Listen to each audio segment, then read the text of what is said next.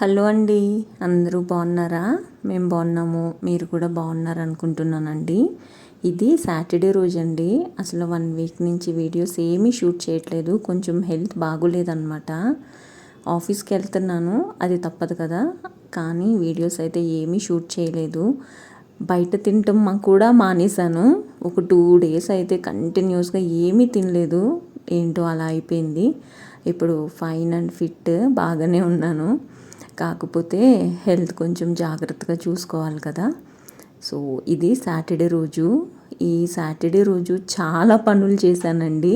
First అయితే mats, అమ్మో, కొన్ని మంచిగా లేకపోతే మనకి మనశ్శాంతి ఉండదు కదా.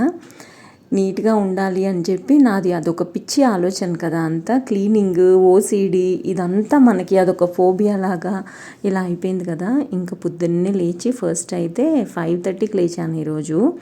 ఫస్ట్ అయితే వాషింగ్ మెషిన్లో మ్యాట్స్ వేసేసాను అనమాట. యాక్చువల్గా నేను మ్యాట్స్ కూడా వాషింగ్ మెషిన్లో ఉతికేస్తాను. సో మ్యాట్స్ వాషింగ్ మెషిన్లో వేసిన తర్వాత కొంచెం ఇంట్లో పని చేసి డస్టింగ్ చేశాను అనమాట. ఇవాళ లాస్ట్ వీక్ చేయలేదు, ఇంకా ఇవాళ చేశాను.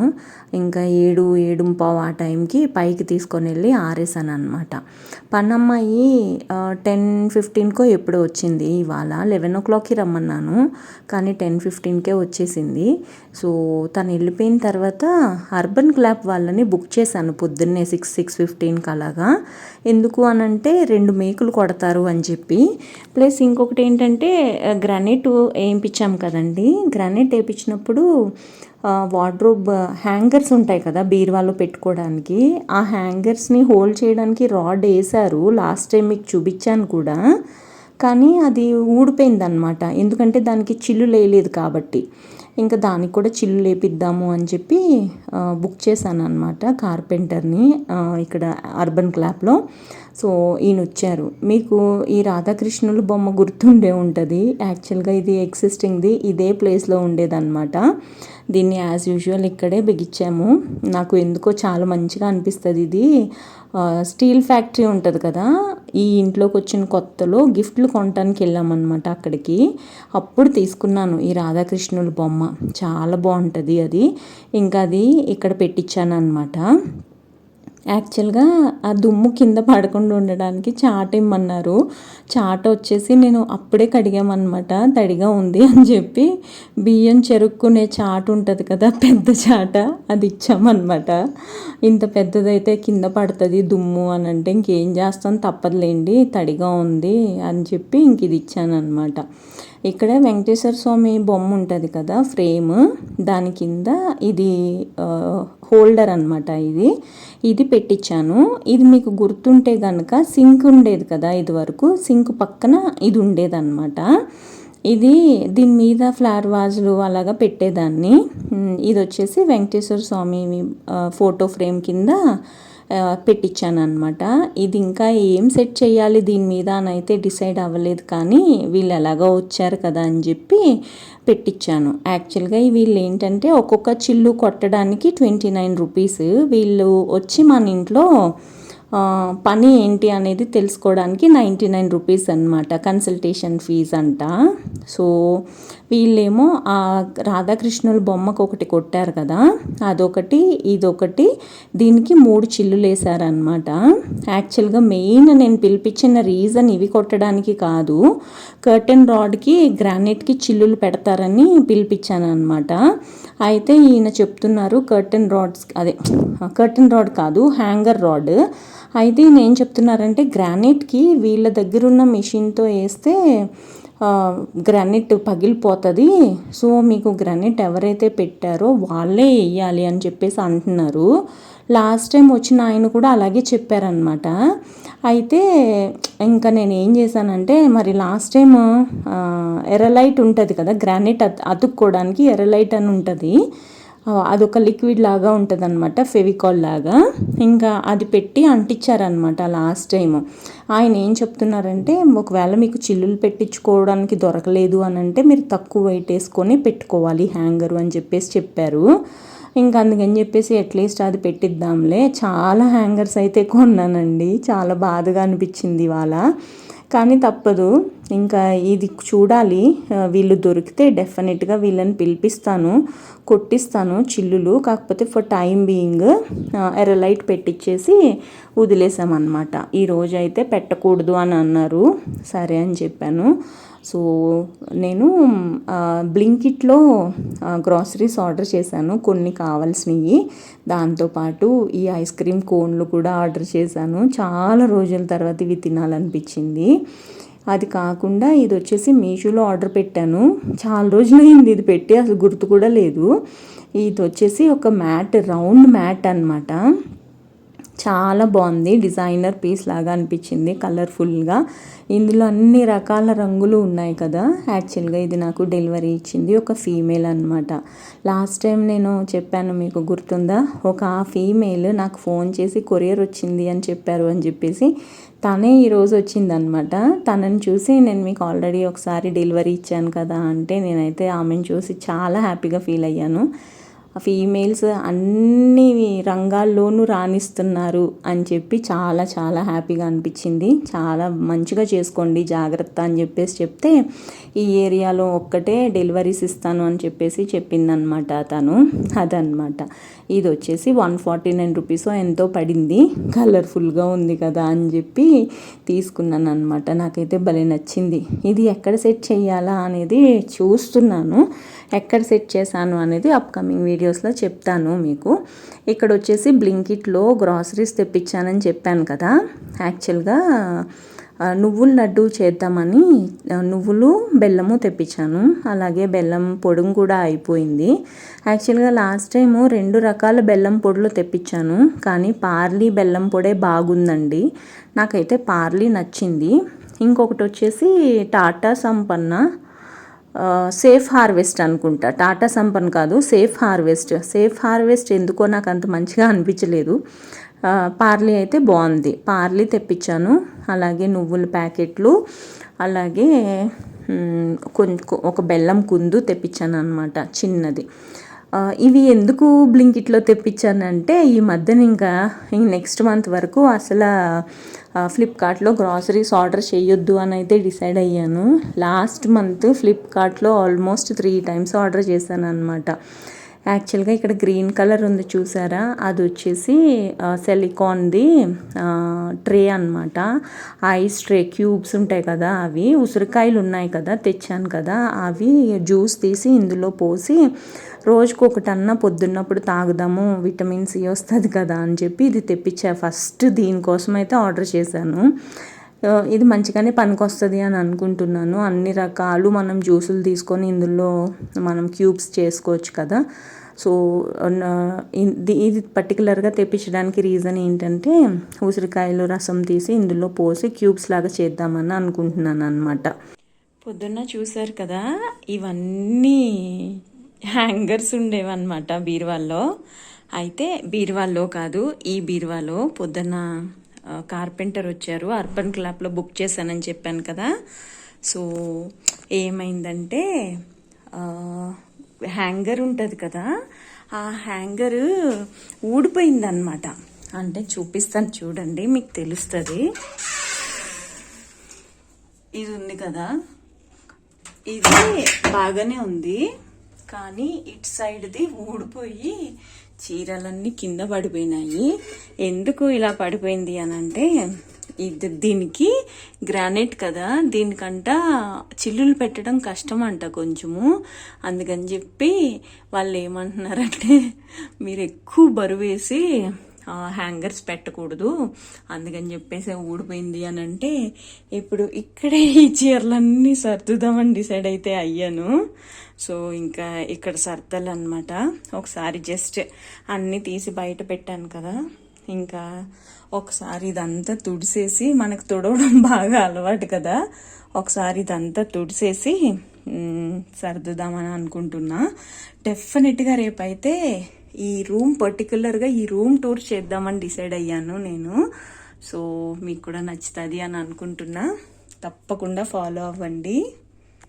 ఇందులో గాజులు ఉంటాయి,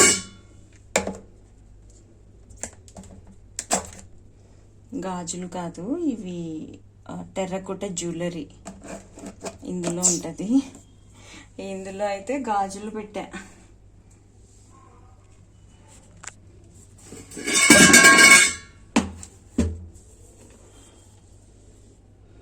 మట్టి గాజులు.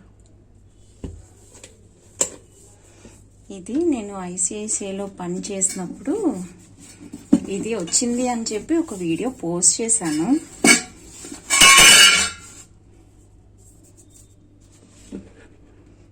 వాచెస్ అన్నీ పెట్టాను అన్నమాట ఇందులో.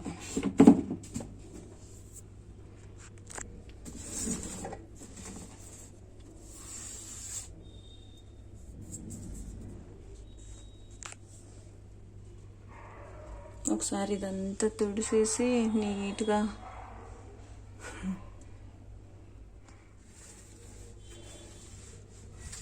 తడిగుడ్డతో తుడుస్తున్నాను అనమాట.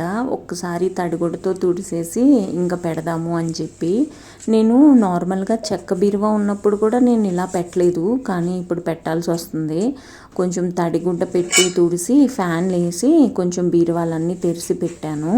ఓపెన్ చేసి పెడితే త్వరగా ఆరుతుంది కదా. మోరోవర్ ఇక్కడ పెట్టేవన్నీ కొంచెం మంచి చీరలు, అందుకని చెప్పి తలుపులు తీసి పెట్టాను అనమాట. ఇంకా అసలు హ్యాంగర్స్ వేయొద్దు అని అనుకుంటున్నాను అంటిల్ అది మేకులు కొట్టించే అంతవరకు. మళ్ళీ ఊడిపోయింది అనుకోండి, లేనిపోయింది, మళ్ళీ వాళ్ళని వీళ్ళని ఊరికే పద్దాక పిలవడం ఎందుకు అని చెప్పి ఇంకా కిందనే పెట్టేద్దాము అని అనుకుంటున్నాను. యాక్చువల్గా ఇందులో పెట్టే చీరలు అన్నీ కూడా నేను 90% డ్రై వాష్కే ఇస్తాను.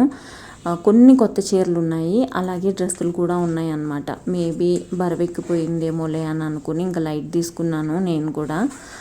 గ్రానైట్కి చిల్లులు పెట్టే వాళ్ళని తప్పకుండా పిలిపించాలి, ఎందుకంటే కొంచెం రాడ్ వేస్తే కొంచెం నీట్గా కనిపిస్తుంది అని అదొక ఫీలింగ్ అనమాట.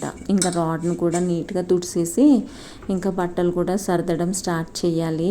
ఈ బట్టలు సర్దుతుంటుంటే నిజంగా నాకు అనిపించిందండి, బట్టలని కాదులేండి, ఒక్కటే ర్యాక్, ఒక్క షెల్ఫ్, నాట్ ఈవెన్ ర్యాక్, ఒక్క షెల్ఫ్ నేను సర్దడానికి నాకు అనిపించింది, బాబోయ్ నాకు ఏంటి ఇన్ని చీరలు ఉన్నాయి అని అనిపించింది. యాక్చువల్గా బ్యాక్గ్రౌండ్లో టీవీ వస్తుంది, అందుకని చెప్పేసి నా మాటలు మీకు వినిపించవు. నేను చెప్తున్నా, ఇది పర్పుల్ కలర్ది పట్టు చీర, దీనికి బ్లౌజ్ గ్రీన్ కలర్ వచ్చింది, కలర్ కాంబినేషన్ బాగుంది అని చెప్పి చెప్తున్నా. ఇవన్నీ కొత్త చీరలు అని చెప్తున్నాను అనమాట. రెండేమో పోచంపల్లిలో తీసుకున్నాయి, రెండేమో ఊర్లో తీసుకున్నాయి, ఒకటేమో మా చిన్నక్క దగ్గర తీసుకుంది, ఇంకొకటి వచ్చేసి ఆంటీ వాళ్ళ దగ్గర తీసుకుంది. ఇన్ని ఉన్నాయన్నమాట కొత్త చీరలు. ఇవన్నీ మా బన్ను పెళ్ళికే కుట్టించుకుంటాను ఇంకా నేను మోస్ట్లీ. ఇంక ఇప్పటి నుంచి చీరలన్నీ హ్యాంగర్స్కి పెట్టాం కదా, ఇంకా ఇవన్నీ తీసి బ్లౌజులు కూడా నేను ఏంటంటే డ్రై వాష్కి ఎలా ఇస్తారో నేను జస్ట్ అలాగే పెట్టుకుంటాను అనమాట. అవి మళ్ళీ ఫోల్డ్ కూడా చెయ్యను, కాకపోతే ఇప్పుడు ఫోల్డ్ చేయాల్సి వచ్చింది, తప్పదు. అక్కడ డ్రై వాష్కి ఇస్తే వాళ్ళు డిఫరెంట్గా ఫోల్డ్ చేస్తారు కదా, రిటర్న్ ఫోల్డ్ చేస్తారు వాళ్ళు, మనం చేసుకున్నట్టు చేసుకోరు, చెయ్యరు వాళ్ళు. ఇంకా అలాగే ఫోల్డ్ చేసి నేను కూడా 2 మడతల్లాగా వేసి ఇంకా పెట్టాను అనమాట ఇందులో. ఇది వచ్చేసి మా బుడిగి పెళ్ళికి కట్టుకున్నాను ఈ చీర.